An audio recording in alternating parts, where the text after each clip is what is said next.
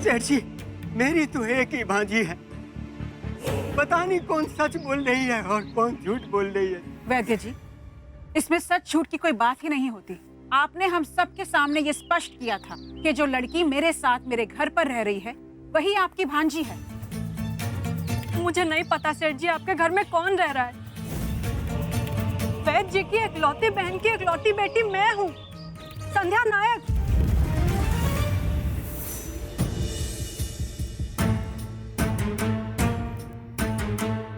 धन्य हो प्रभु, धन्य हो। आज का दिन बड़ा अच्छा है। नागेश सेठ ने जिस काम के लिए मुझे यहाँ भेजा था वो भी हो गया और फाइनली मेरे अकाउंट में पैसे भी आ गए। अब वक्त आ गया यहाँ से भागने का। नागेश सेठ को मैसेज करके बता देती हूँ। हाँ,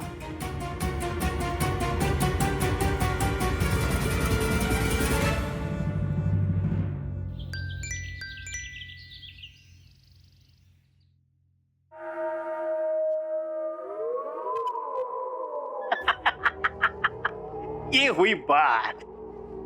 अब मेरा तीर लगा बराबर निशाने पे। उस सेठ जी के हलक से मैंने वो राज निकाल ही लिया जो परसों से दबाए बैठे थे देवसू के लोग। बस एक बार संध्या वो खजाने का नक्शा मेरे हाथों तक पहुंचा दे, फिर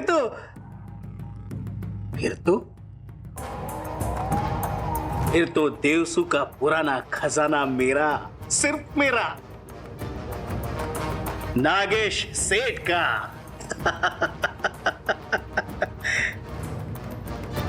फिर तो सोना ही सोना, चांदी ही चांदी, हीरे ही हीरे। दुनिया का सबसे अमीर आदमी कौन? नागेश सेठ।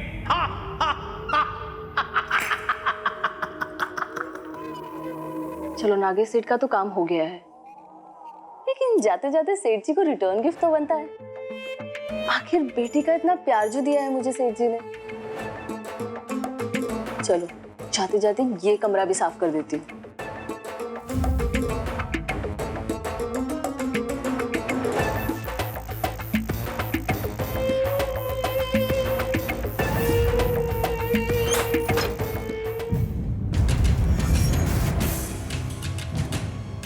लगता है कोई आ रहा है। इससे पहले कोई मुझे यहाँ देख ले, मुझे जल्द से जल्द यहाँ से निकलना होगा।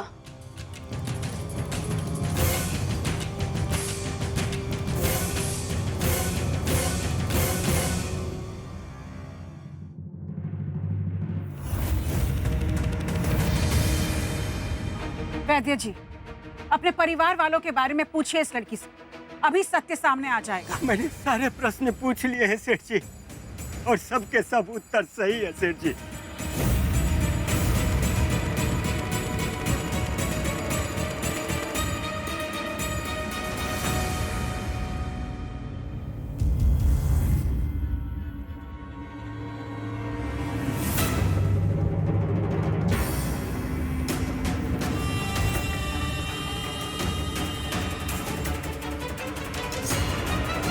अरे संध्या, संध्या। हाँ,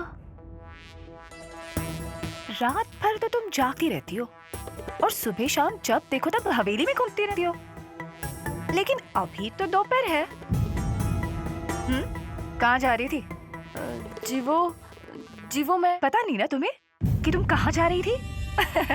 मुझे पता ही था कि तुम्हें पता ही नहीं होगा कि तुम कहाँ जा रही हो। खैर जाने दो, अब जब तुम्हें कोई काम ही नहीं है और कहीं नहीं जा रही हो तो मेरा एक काम कर दो ना। आओ आओ आओ, जल्दी आओ।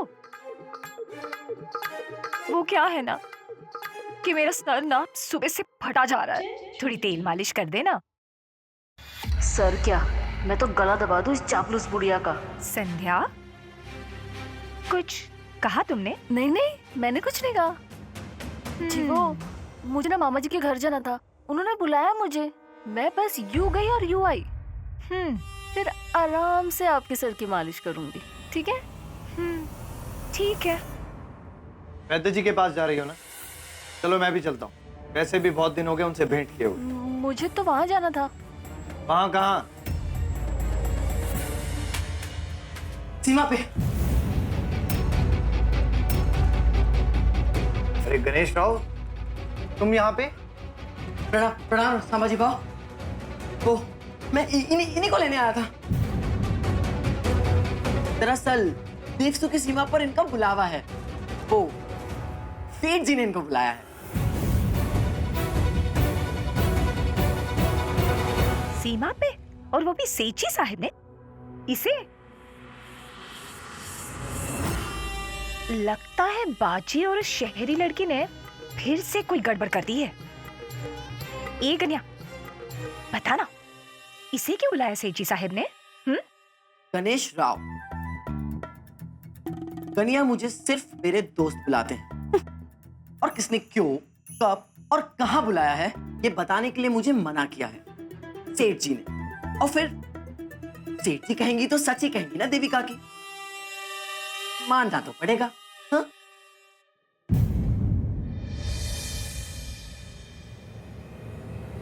चलो मैं भी चलता हूँ, आज देखता हूँ सीमा पे नया क्या प्रसंग है।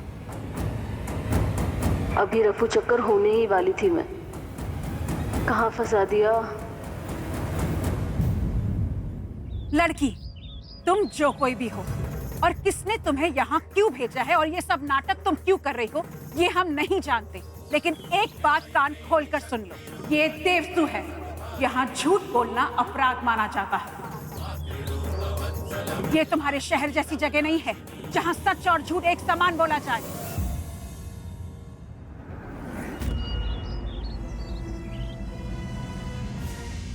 प्रणाम मामा जी।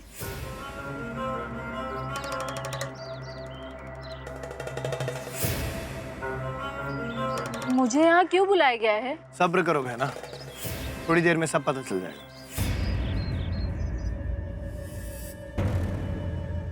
ये शकुनी मुझे पहली बार बहना बुला रहा है, ये अच्छा सिग्नल नहीं है। आज एक विचित्र परिस्थिति हमारे सामने आई है। दो अलग अलग व्यक्ति एक ही नाम लेकर एक ही व्यक्ति होने का दावा कर रहे हैं। संध्या, आगे आके खड़ी हो जाओ।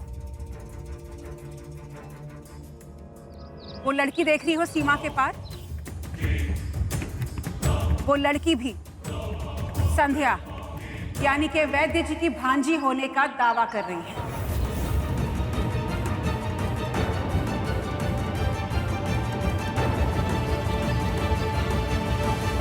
वैद्य जी, आप हमारी बेटी संध्या से अपने प्रश्न पूछ सकते हैं ताकि आपको कोई संदेह ना हो। बेटा, तुम्हारे माँ बाप का पूरा नाम क्या है और वे किस गांव के रहने वाले हैं और तुम्हारा गोत्र क्या है बेटा?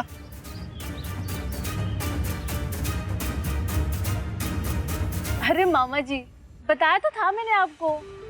कोई बात नहीं, मैं आपको फिर से बताती हूँ। मेरे पिताजी का नाम कैलाश नायक, मेरी माताजी का नाम गंगा नायक, मेरे पिताजी पंढरपुर के रहने वाले थे और उनका गोत्र हरिता गोत्र है। सब तैयारी करके आई है, सब पता लगा के आई है ये लड़की। कम से कम मैं तुम्हारी तरह नौटंकी तो नहीं कर रही हूँ। अपने मामा जी को मिलने आई हूँ। और तैयारी, मुझे कोई तैयारी वैयारी करने की जरूरत नहीं है। सच बोलने के लिए कोई तैयारी की जरूरत नहीं पड़ती। सेठ जी, आपकी आज्ञा हो तो क्या मैं इनसे कुछ प्रश्न पूछ सकता हूँ? अवश्य संभाजी, ये गुत्थी अब तुम ही सुलझाओ। तो आप पे ये आरोप है कि आप यहाँ पे किसी और का नाम लेके, झूठ बोल के, देवसू के नियमों का उल्लंघन करके हमारे यहाँ पे अपना स्थान बना लिया है। अरे ये क्या बोल रहे हैं आप संभाजी भाऊ? और आप मुझ पे क्यों आरोप लगा रहे हैं? झूठी तो ये भी हो सकती है, झूठ तो ये भी बोल सकती है। बिल्कुल, ये बिल्कुल झूठ बोल सकती है, लेकिन वो इस समय देवसू की सीमा के बाहर खड़ी है, तो किस अधिकार से उससे प्रश्न पूछूं? तो केवल आरोप तुम पे जाता है। तो संध्या, मुझे ये बताओ कि क्या तुम कभी झूठ बोलती हो? मैं कभी झूठ नहीं बोलती। बहुत अच्छे। तो मुझे ये बताओ कि तुम देवसू में आई क्यों थी? मेरी कहानी सबको पता है संभाजी भाऊ। शरण लेने आई थी मैं यहाँ पर। जुबान है फिसल गई। दरअसल मैं तुमसे ये पूछना चाह रहा था कि तुम देवसू में आई कैसे? बचते हुए भागते हुए आई थी मैं यहाँ तक। और आप कैसे आई थी? क्या आप भी भागते हुए आई थी? भागते हुए? मैं यहाँ बस से आई हूँ। पंढरपुर यहाँ से 80 किलोमीटर है। पैदल आऊंगी तो पूरे 2 दिन लग जाएंगे। बस वही बैलगाड़ी है ना जो तेल से चलती है, वही ना जिसमें शहरी लोग प्रवास करते हैं? जी। तो क्या तुम भी बस में ही आई थी? हाँ, मैं भी बस से ही आई थी। ये बेचारी अपने घर से पंढरपुर से बस में बैठ के यहाँ तक आई, और इस बेचारी के फटे फूटे कपड़े देखकर किसी ने इसकी सहायता तक नहीं करी। नहीं, तब मेरे कपड़े ठीक थे, तब मेरे कपड़े फटे हुए नहीं थे। तो क्या वो बुढ़ा जिससे तुम्हारी शादी होने वाली थी, वो बस के पीछे पीछे भाग के देवसू तक आया तुम्हारे कपड़े फाड़ने?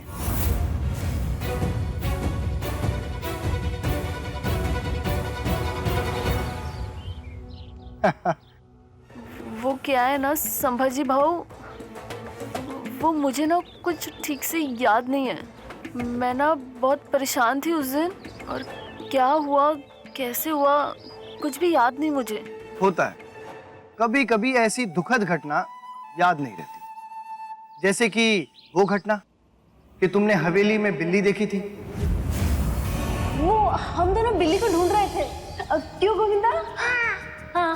बिल्ली? हाँ। और वो भी हमारे घर में। वो घटना भी याद नहीं होगी ना तुम्हें? अरे हाँ, वो तो आज की बात है, वो कैसे भूल सकती हूँ मैं। यदि याद है तो गोविंदा से किया हुआ वचन क्यों भूल गई तुम? उसे लड्डू खिलाने का। लड्डू भी तो खाना है। हाँ, लड्डू खाएंगे, पर पहले चल के बिल्ली को ढूंढते, वरना बिल्ली भाग जाएगी। वो बेचारा मेरे पास तुम्हारी शिकायत लेकर आया और उसने मुझे सब कुछ सच सच बता दिया। क्या बता दिया? गोविंदा तो भी बच्चा है, उसकी बात का आप यकीन मत कीजिए। वही तो, उसने मुझे बताया कि तुम विनायक राव के कमरे में गई थी, हमारे बाबा के कमरे में थी।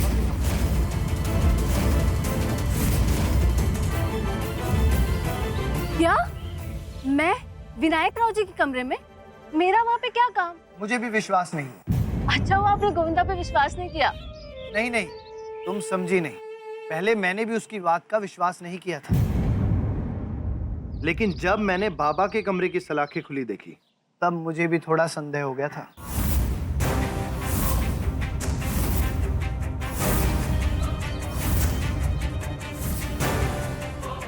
सलाखें खुली हुई मिली? यही तो गलती हो गई तुमसे। तुम्हें सलाखें बांध देनी चाहिए थी और गोविंदा से किया हुआ वचन भी पूरा कर देना चाहिए था। ठीक क्या बोल रहे हैं आप संभाजी बाबू? 4 लड्डू खिलाए मैंने गोविंदा को, और सलाखें और डोरी तो मैंने बहुत अच्छे से बांधी थी। मैं झूठ नहीं बोलती।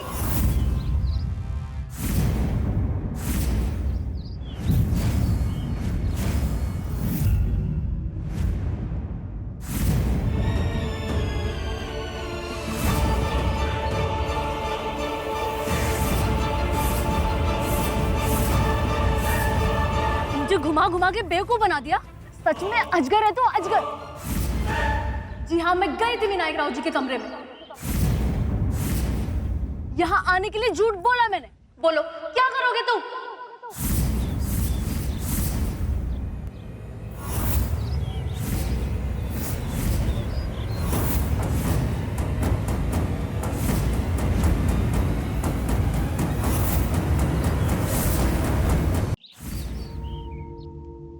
सेठ जी, मेरा आपसे प्रार्थना है, इस कपटी लड़की को सख्त से सख्त सजा दीजिएगा।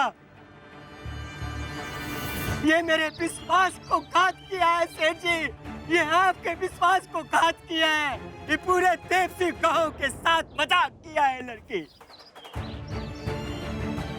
इस पापीन को पाप की सजा मिलनी चाहिए सेठ जी, मिलनी चाहिए। सेठ जी, न्याय करने का समय आ गया है। मायरी, मैं आपकी बेटी हूँ। मायरी मुझे माफ कर दीजिए। बस मायरी मत कहना मुझे। माँ की ममता क्या होती है कि तुम क्या समझोगी?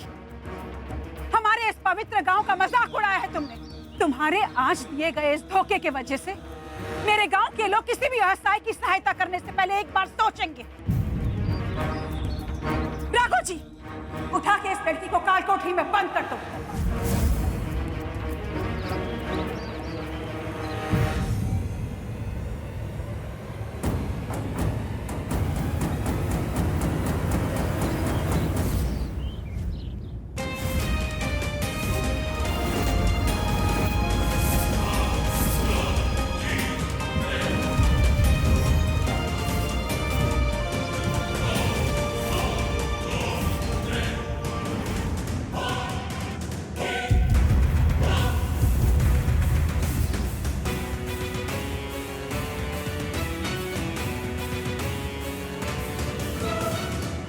लगता है किसी और के सूरज डूबने का वक्त आ गया। क्यों?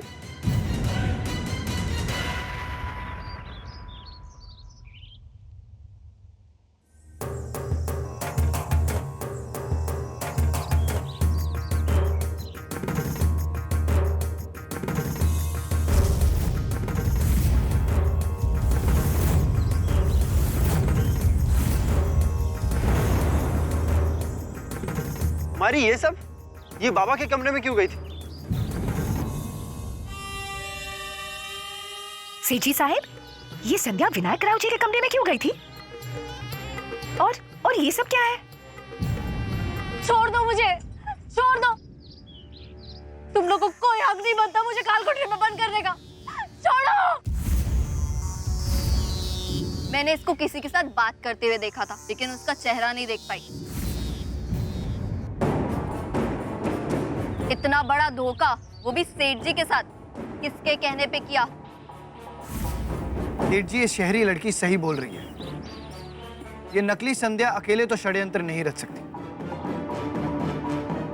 कोई ना कोई तो है इसके पीछे जिसने इसको देवसू में भेजा है और बाबा के कमरे से चोरी करने का साहस दिखाया। शायद वो जो कोई भी है वो पुनः प्रयास अवश्य करेगा।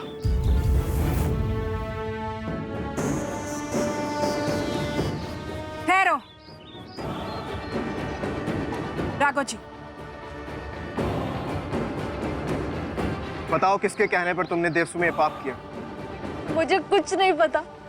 एक आदमी था जिसने मुझे यहाँ काम करने भेजा था। कौन आदमी? नाम बताओ उसका, और क्या संबंध है उसका देवसू से? मुझे तो उसका नाम भी नहीं पता। उस आदमी ने मुझे सेठ जी की हवेली में चोरी करने के लिए पैसे दिए थे। मुझे कुछ नहीं पता। मुझे सेठ जी, मुझे मेरी गलती का एहसास है सेठ जी। मुझे आप सबको धोखा नहीं देना चाहिए था। मुझे माफ कर दीजिए।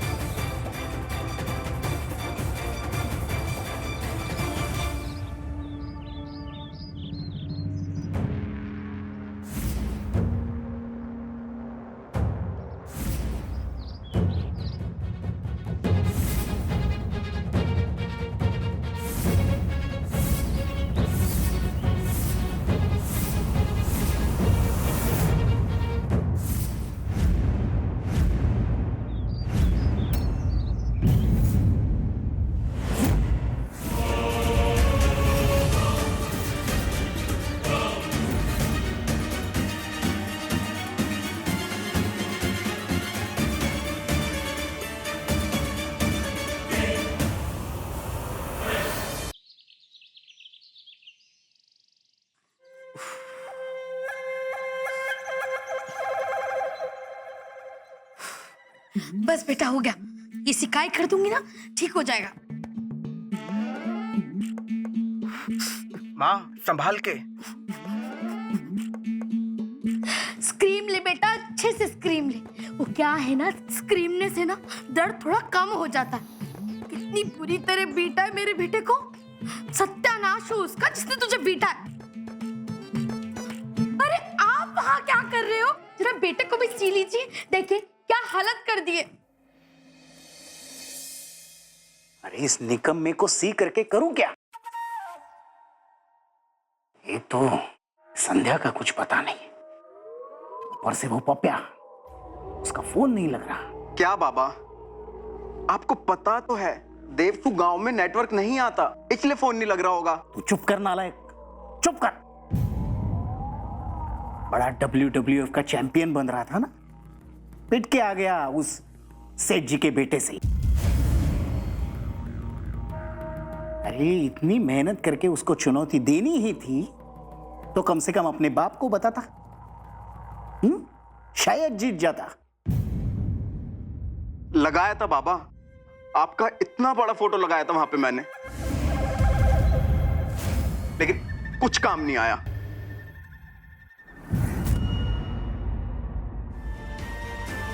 अब तक तुम हमारे साथ छल कपट इसलिए करती रही क्योंकि हमने तुम पर विश्वास किया, लेकिन अब और नहीं। लेकर जाओ इसे। सेठ जी मुझे माफ कर दो सेठ जी, मुझसे गलती हो गई।